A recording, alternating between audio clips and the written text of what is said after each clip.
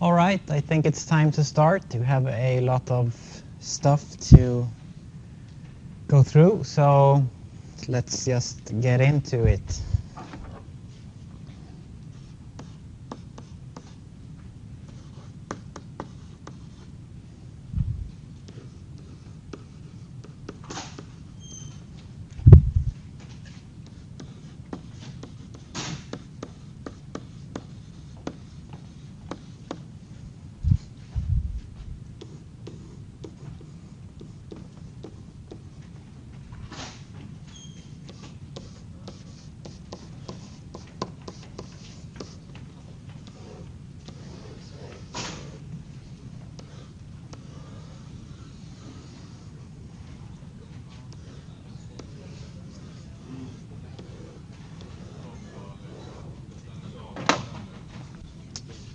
So, one thing to kind of like divide software architecture into different views, so to speak, is to use the 4+1 view.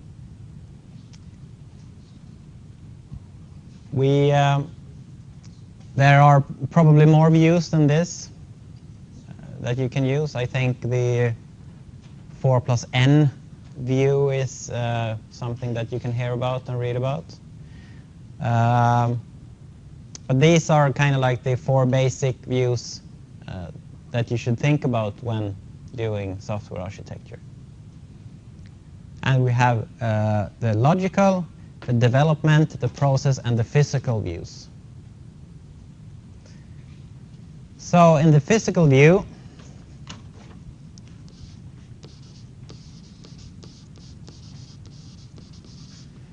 we basically have hardware.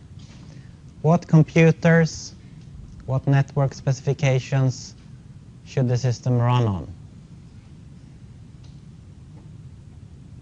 If we make a game, what kind of graphics cards, etc. should we support? What are the specifications of the mobile phones that we should support?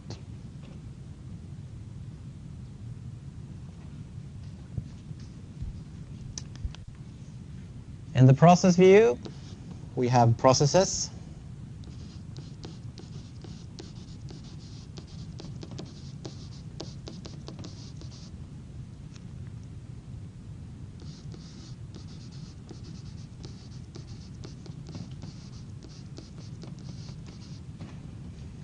And we think about how does these processes synchronize and communicate.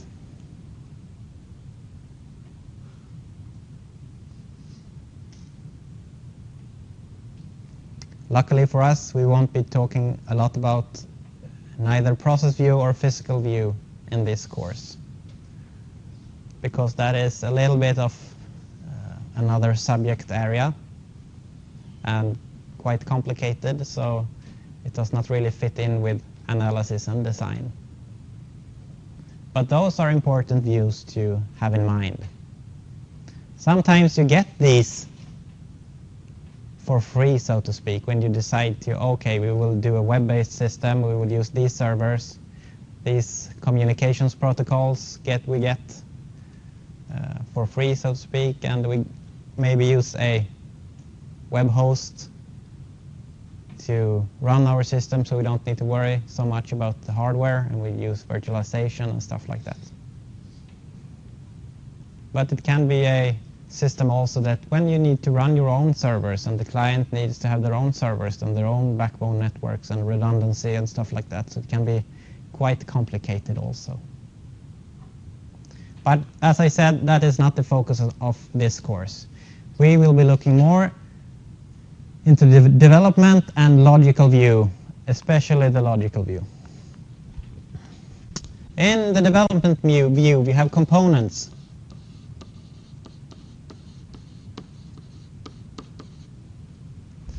And we strive to describe how these components are to be used together. And a component in UML is a really broad concept. It can be anything from a source code file to an API to a service and something like that. So this is how the coders and the programmers see their system. We will be using these APIs, we will be using these technologies to develop our software. We will organize our source code like this, physically on disk, almost. Wrong spelling. I think the chapters are listed on the course homepage.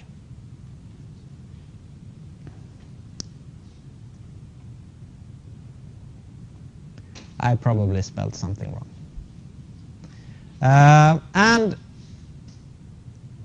it would be also great, of course, if our development view could facilitate reuse for us. So if we write some code, it is a good thing that we separate it and packages it so other projects can reuse that code in some kind of good way.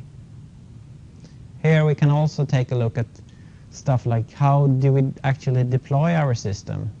How do we use configuration and source code management to organize our files and stuff like that.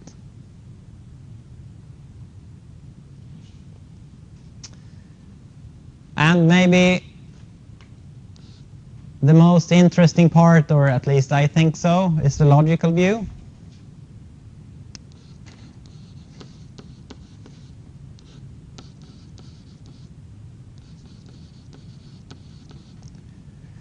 And here we have our high-level classes, high-level packages, a high-level organization of the actual software that we write.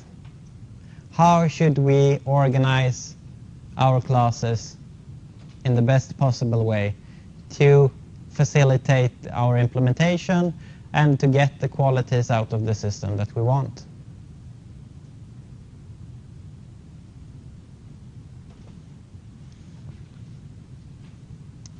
And as you maybe have noticed, we have +1.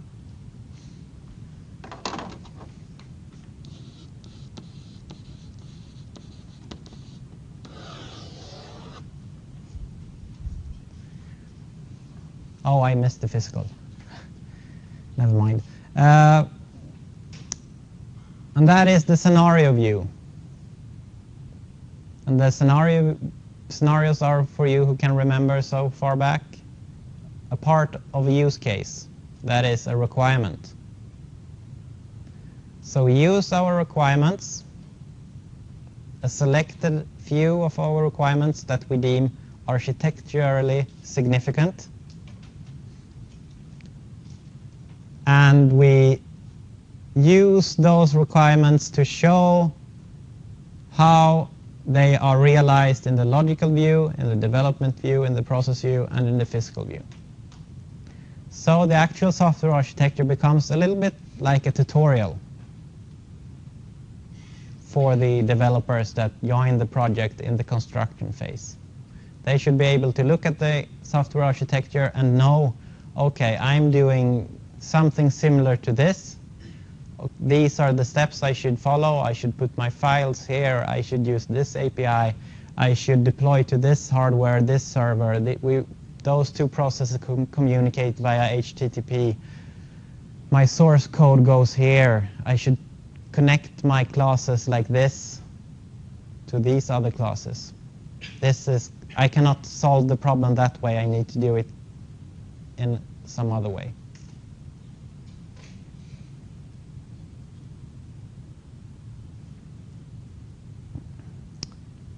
Where is, for example, server programs and browser specified for a web application? If you need to specify them, I would do that in the process view.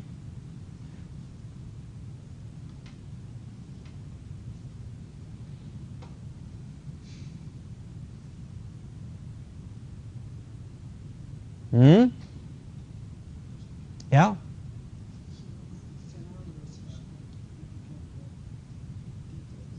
Yeah.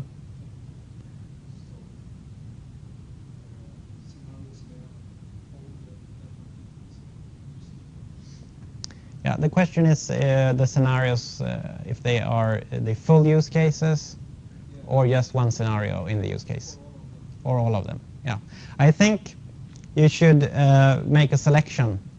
So some could be for the full use case. It could be a good idea because error handling, for example, is often handled in supporting scenarios or secondary scenarios. And error handling is something that we often overlook and kind of like try to patch in later on, and it becomes messy, and oh, should we use exceptions, or should we use return values, or oh, what should we do? So I think a mix there is good. It could be a bad idea because you probably would like to avoid a lot of redundancy in your scenarios. If you select a full use case and then you select another full use case, it is kind of likely that they will touch on the same parts in the software architecture, and they will not add anything new actually to the software architecture. They won't show anything new in it. So you should select your requirements or your scenarios carefully, of course, and not just do, oh, we take the 5 first ones and then we're done. But you should try to focus on stuff. Okay, this will probably be hard for security, so we select that requirement. And this will be complicated user interface, so we select that requirement. And this also ties into the notion of we want to implement the riskiest parts first, as early as possible at least.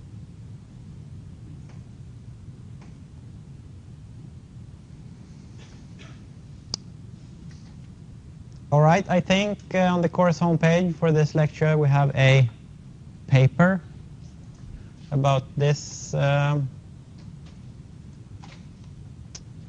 I will return that there. So if you take a look at the, switch to English. If you take a look at the homepage, you have a paper here, 4+1 view architecture, where you can read more about this particular views.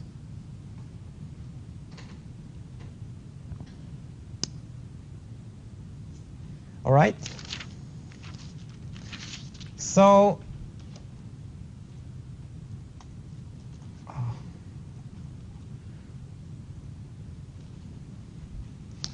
why do we need to do this? Why is it good to do this? We have touched on these things before.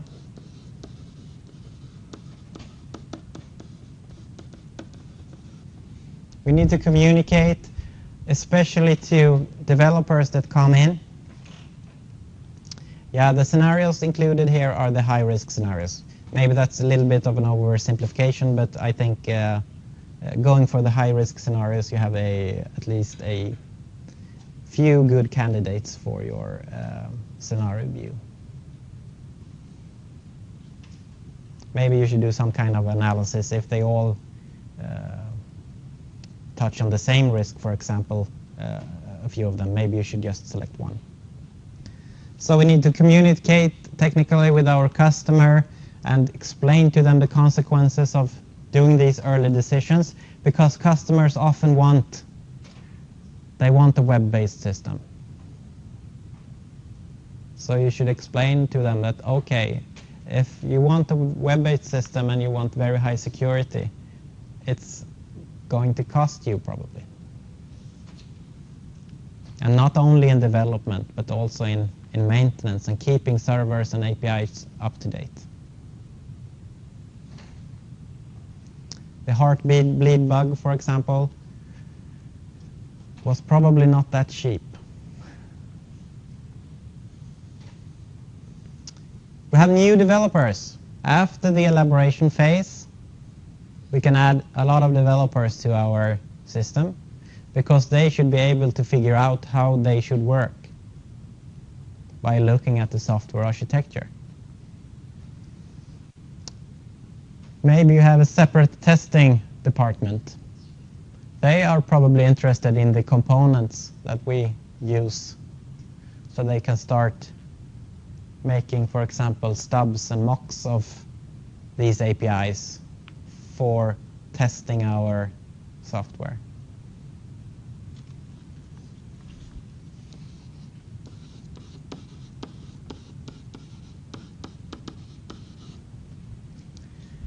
Scheduling.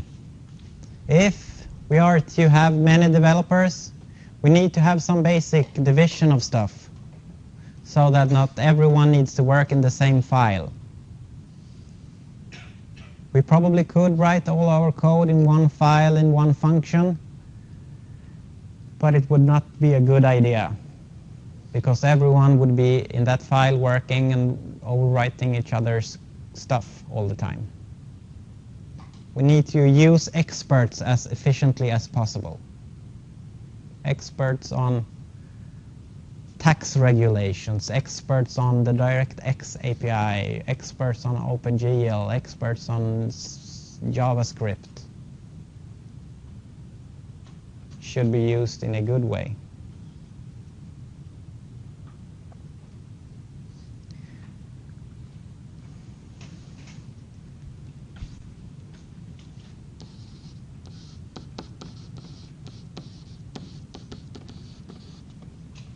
We need to make sure that we can evolve the system. This is imperative to agile and iterative development. We cannot afford to run into this problem of adding one thing or fixing a bug leading to several other problems all the time. So we need to facilitate evolution.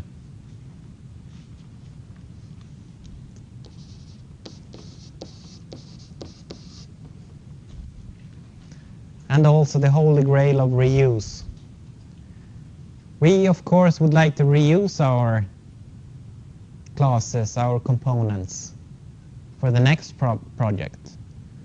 Because reusing well-tested, well-implemented code is a lot cheaper than rewriting it all the time. And if we have a good organization and a good structure, we can facilitate reuse. We can make it less costly than to either re-implement or try to reuse by doing a lot of fixes and a lot of strange stuff. So, to conclude, an established architecture enables efficient work.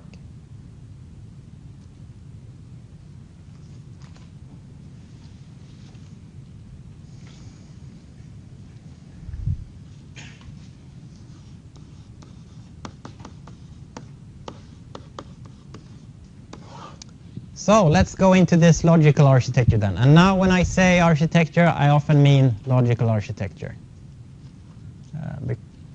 Because that's what I think about mostly when I think about software architecture.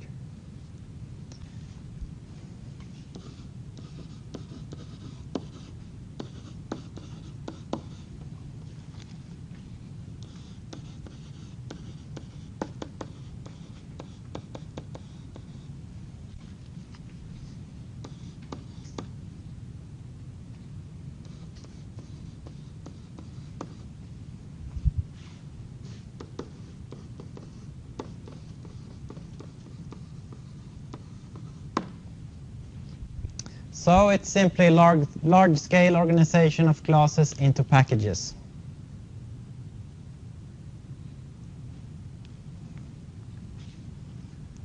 And the package is something that is often realized by using a namespace, for example in C# and PHP, you have namespaces.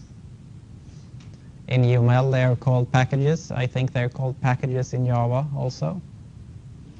But it's basically the same idea, that we have this large scale organization of stuff.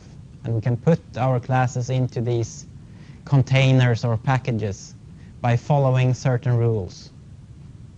This type of class should go into this package, and that other type of class should go into that package, and this third type of class should go into that third package.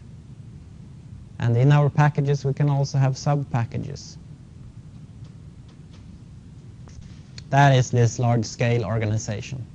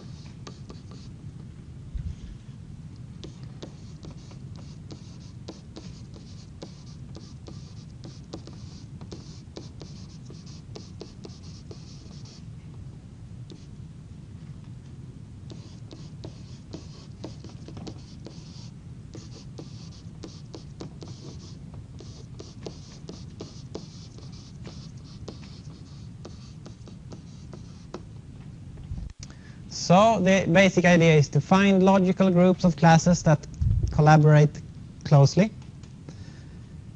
So if we have our large system, we can take a look at the classes. We can find logical groupings. We can see that the collaboration inside these logical groupings is close. We then try to encapsulate them further. Precis kapsla in. So we try to separate them even more and maybe specify the communication and the dependencies between these packages that we have, these groupings that we have. So we decide that, okay, it's fine for that package to depend on another package, but not the opposite. It is pretty much the same as a namespace. It's implemented as a namespace in C++, in C#, and in PHP. I think it's called package in Java. And in UML it's also called package. So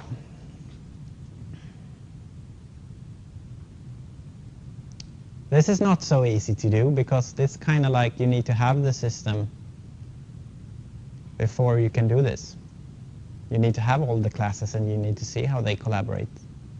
So this is kind of like a catch-22 here.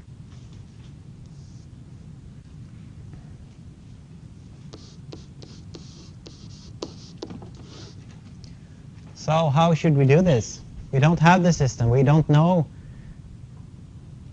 how the classes collaborate, how the logical groups look.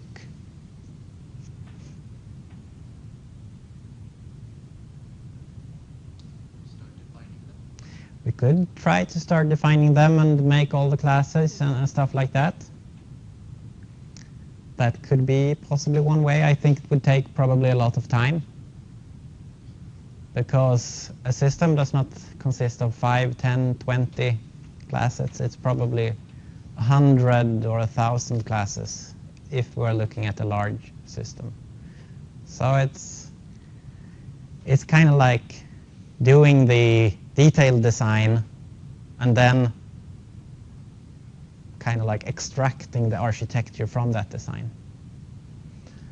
And that is probably maybe something that you could do, but then you maybe have almost implemented the whole system before you see the software architecture from the start. So we will probably run into the problems that we would like to avoid. So how should we do then?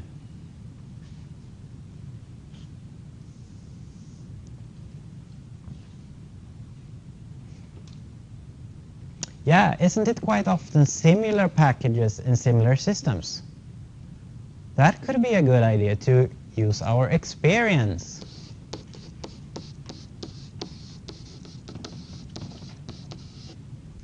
If we have developed 15 systems in a way that we think work in a good way, we could reuse the architecture, of course, from those systems. And we could point out, okay, this did not work that well, so that we should probably change, but these other things worked really well, so we should reuse them. How many large-scale systems have you developed? 0. Yeah, that is using your experience when you have none is not that easy. But luckily, we have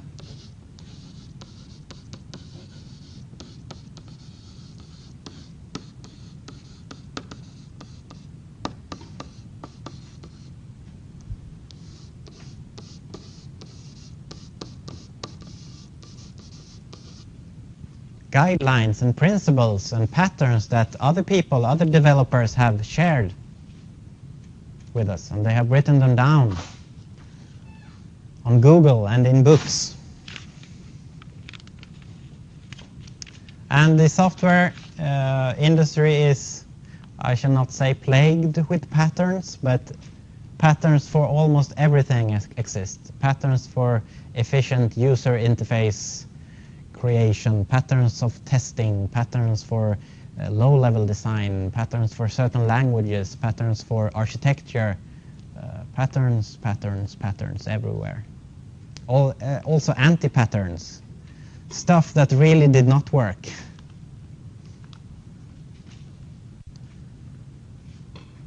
So this brings us to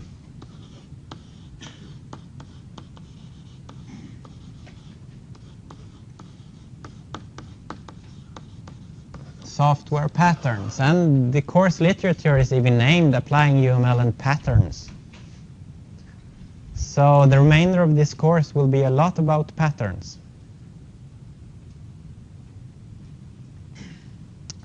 And funnily enough, the software pattern revolution, or what you would like to call it, was started by 4 guys, Gamma, Helm, Johnson, and Vlisides, that wrote a book called Design Patterns, Elements of Reusable Object-Oriented Design. Get that book and read it. A few of those patterns are also presented in the course literature, but not all of them. That is a really good foundation book on software patterns. That's where it all began. And funnily enough, they were also inspired by an architect named Christoph Alexander that looked at buildings and concluded that, okay, many buildings have similar problems and similar solutions to those problems.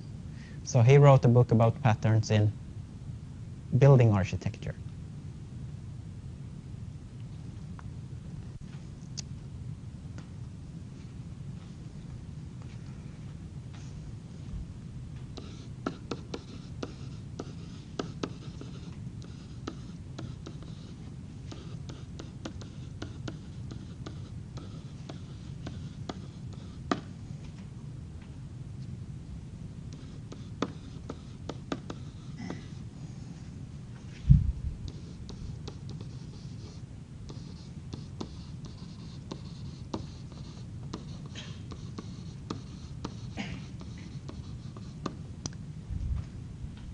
And what software patterns actually does is they enable us to discuss about design and design decisions using a common vocabulary.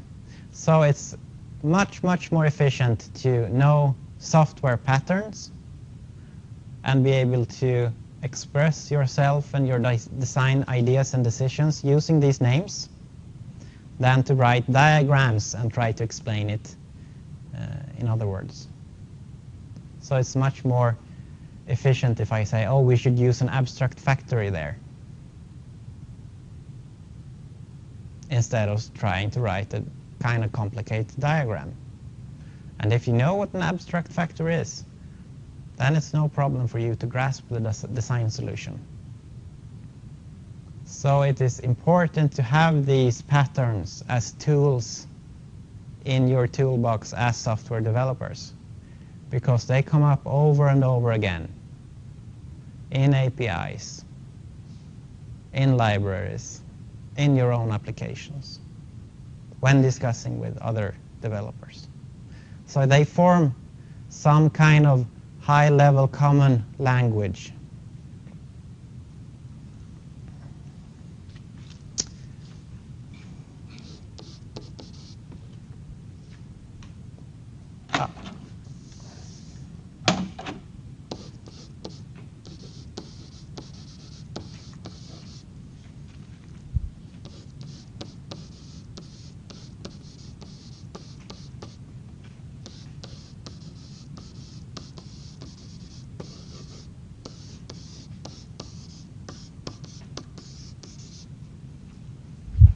And this is what a pattern is. A named abstract problem and solution. You have a name, you have a problem described, and this is not a specific problem. It's a common and it's an abstracted problem. So it's the problem at the highest level. And you have a solution, and it's not a specific solution. It's the highest level of solution.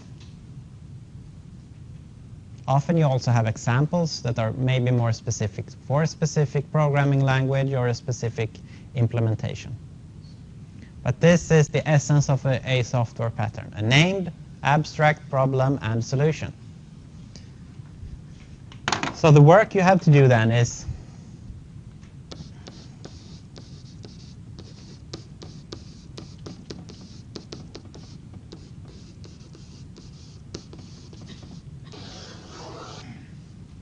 you have a specific problem in your application, in your code. Oh, I don't know what to do now. What kind of problem is this actually? What problem do I have?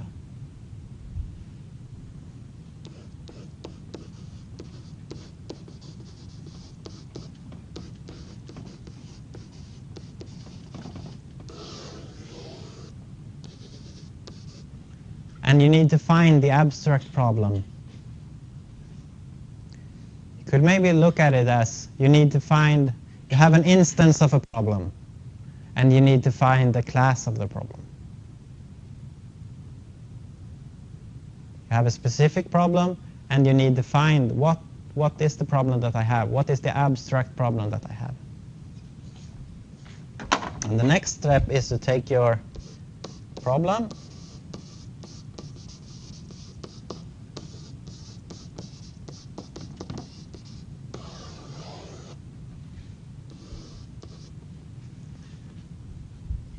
and take a look at the abstract solution. Okay, this abstract problem should be solved in this way. And then you need to do your specific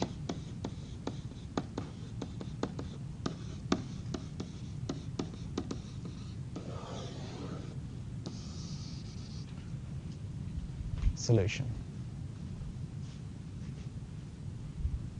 So using patterns is a lot about taking your specific problem and know or find the abstract problem, take a look at the abstract solution, and know or find how to implement this in your design or in your code. And these two steps are not that easy. It's not that easy to find the abstract problem, to actually know, okay, this is this type of problem. So this is something that we will try to get some experience in, at least on this course. And it's maybe not that easy also to know how to implement this abstract solution in your specific application. That is also something that you will get training in during this course.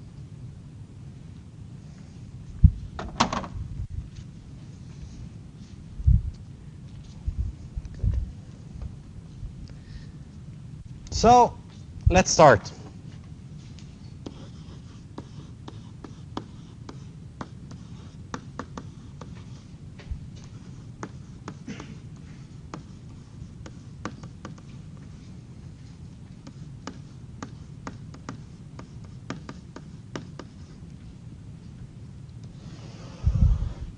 The first, maybe not a pattern, but at least a guideline or principle, is the model view separation principle.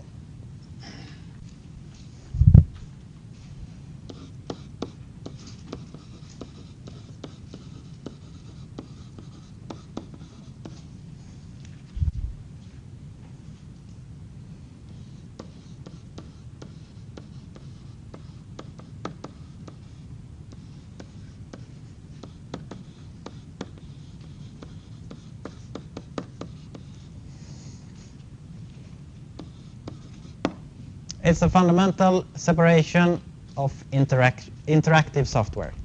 So if you don't do interactive software, the model view separation principle is maybe not that good for you. I think most of you have done mostly interactive softwares because mostly you have a user interface that a human should be able to interact with. But maybe you are doing some kind of other software that is not that interactive actually, and that does not have a user interface. So we have two parts, two packages if you would like. The view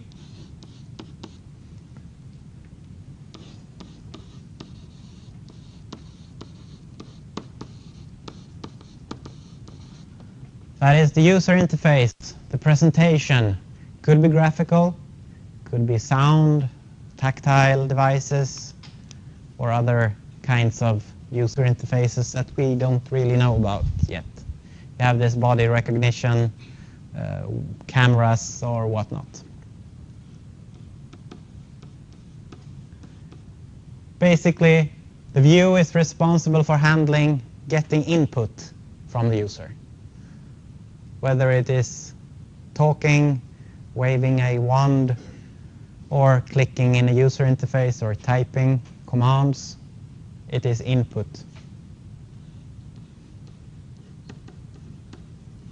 And also for handling output. That is often presenting something on the screen. Could be a graph, could be an image, could be buttons, could be numbers, whatnot.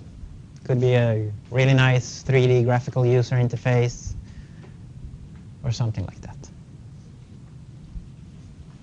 And we have the model.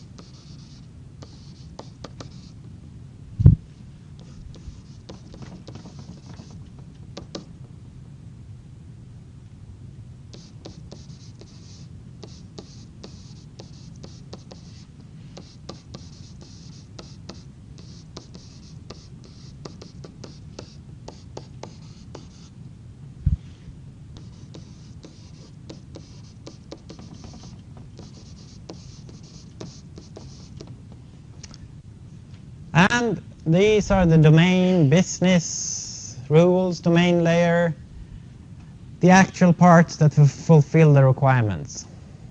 So we can have this fancy user interface where you input numbers using voice recognition or hand waves stuff. And we should add these two numbers together and present the sum. The part of the system that does the addition and the calculation of the sum should be the model. And the part of the system that recognizes the hand waving stuff is the view. Maybe a very simplistic example, but this is the essence of the model view separation principle. So, okay, we have our two packages, the logical groups of classes that we should have. We have encapsulated them and defined rules for what goes where. So we should now define valid dependencies. So we have two rules. No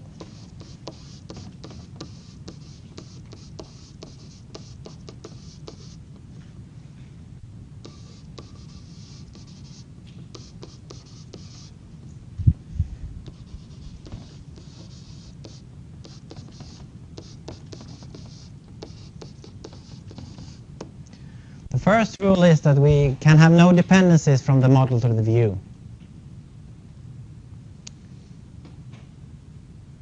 All event handling in the view. That is correct.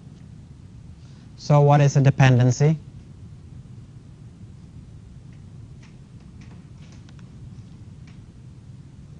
You could think about it as simple as a function call, maybe, is the simplest form of a dependency. So you cannot be inside a type in the model and make function calls to types that are in the view, because then the model class depends on the view class. That is a very simple and direct form of dependency. You can see it in the source code.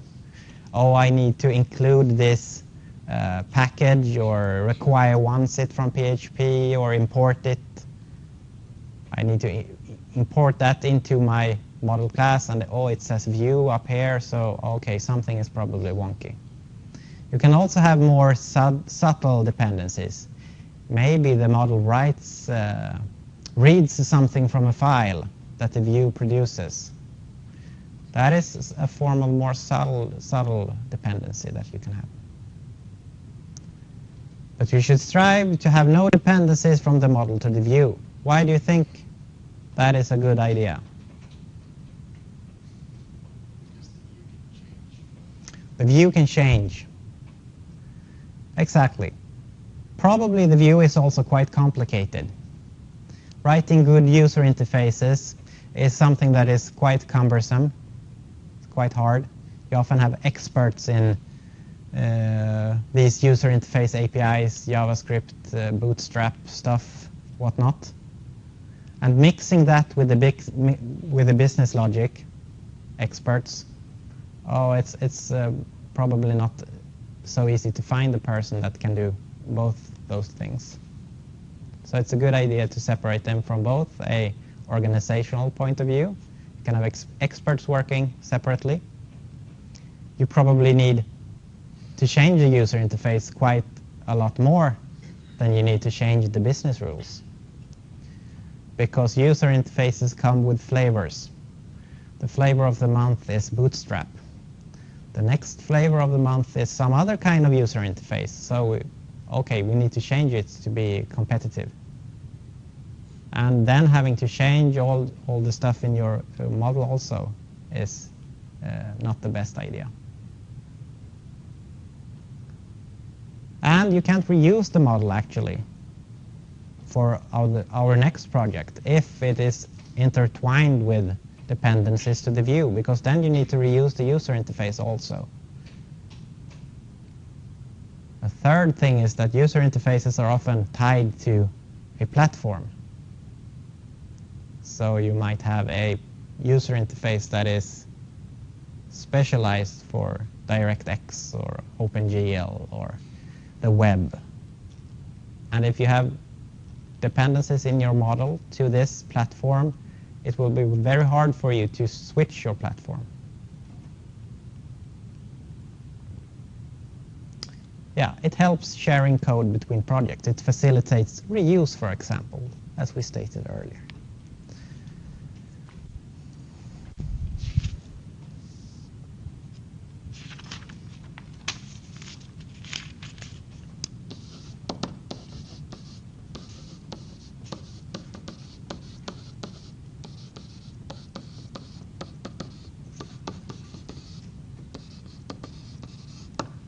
And the second rule is no business rules in the view. So business logic should be in the model, and if you implement it in the view, it's a violation. And this again has to do with the reuse part, because you don't want to forget something when you reuse your model. Some important rule that is implemented in the view also, maybe it's validation. Maybe it's some login stuff or security stuff, and you don't really want to forget that part because that was on the view side only. So, a simple example.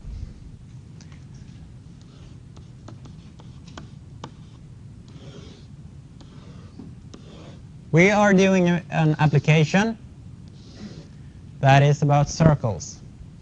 We need to calculate the area, circumference, for example, of circles. What kind of data do we need in our circles to make those calculations? A radius.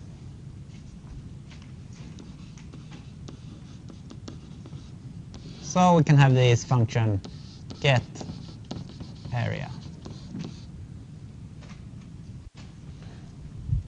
However, we are also doing a graphical user interface in our application, and we decide to ignore the model view separation principle. What will happen here now? Okay, we should have a point and click interface for our application. What information do you think we need to add to the circle class to be able to display it on a screen?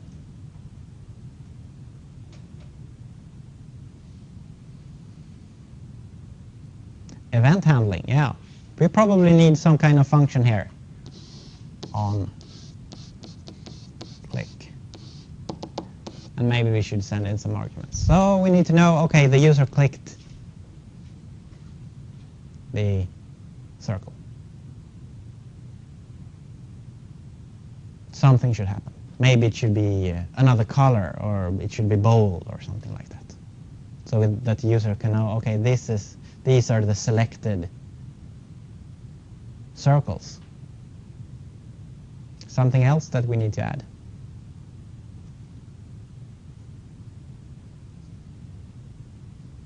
Where should the circle be drawn on the screen? Do we know that?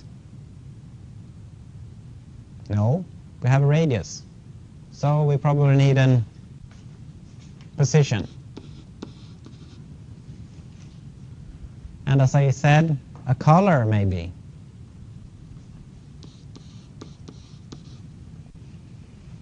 And we need to know if the circle is selected or not.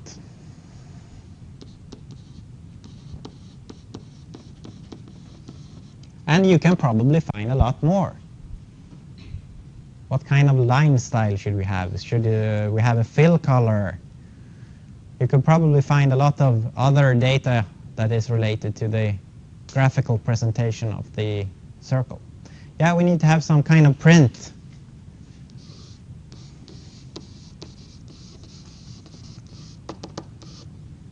We should be able to draw the circle also. So we have this render function or print function that actually puts the pixels on the screen.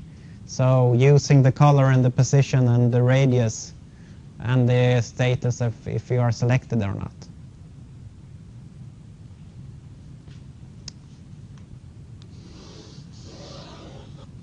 And as you can see, this circle class, this circle type that first was quite simple, is now quite complicated.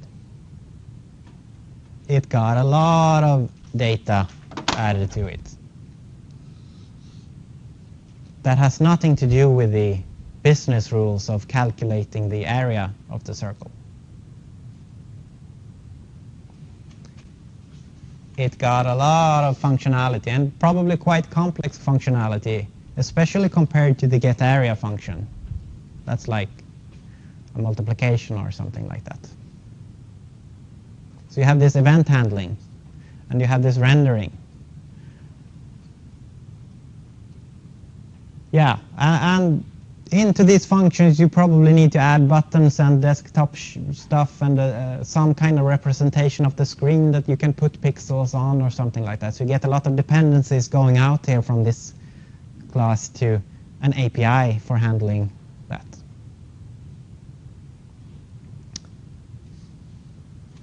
So this is then an example of how not to do it. We did not follow the model view separation principle, and we got one really big and clunky class, and it will be impossible to reuse it in our next application that is on another platform. Then we need to understand all this code once more and realize, okay, this is not something that we need in this new graphical user interface that we have. We need to remove it, or we need to modify it, but at least we need to understand it.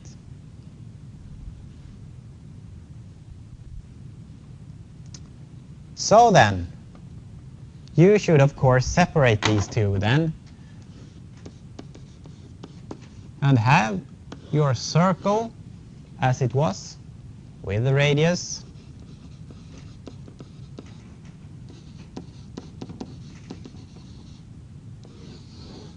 and your nice business rules, getArea, and maybe do a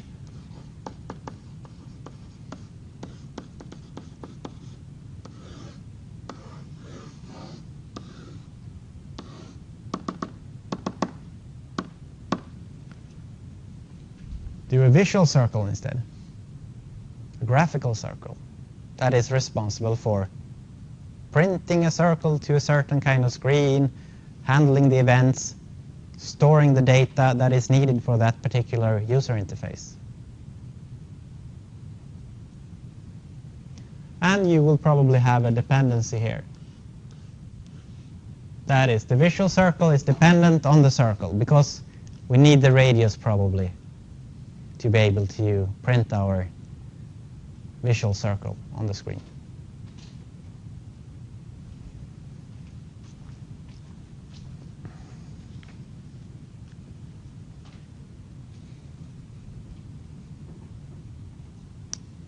Does this seem awkward or not? It kind of like seems a little bit awkward at first, because creating new classes, oh, that's so hard. Oh, I need to write these kind of like, oh, it's a class and it's public and it has this syntax that I need to follow and a constructor and oh my god, all that mechanics of doing that, oh, does it really help out? And it does. And that mechanical part is not that problematic really.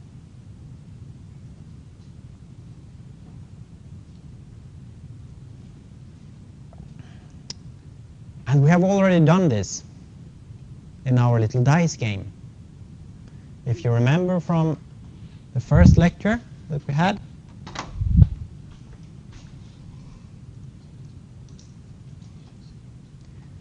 we did this little sequence diagram here. We had a dice game type, we had a die, and we made this design, this class diagram. And this is typically a class diagram for a domain layer. These classes capture the business rules of the dice game. And the user interface is actually realized by this little player guy here. And looking at the source code, we can see here the class player displays something. It displays a little hello message. That is, it sends output using a graphical user interface API for the console in this particular case that displays this message. So this is user interface code. And this is user interface code. And this is user interface code. We could have added the system out print line, for example, here in play instead. But we did not do that because I wanted to abide by the model view separation principle. And this means that we can reuse the dice game if we would like another kind of user interface. And if we made a really messy implementation, maybe we would even have added some printouts in here. When we roll, okay, it would be nice to display the value of the dice. We just add a system out print line here, and it will work. But it will violate the model view separation principle. That will make it harder to reuse the die and make it harder to develop it. Questions?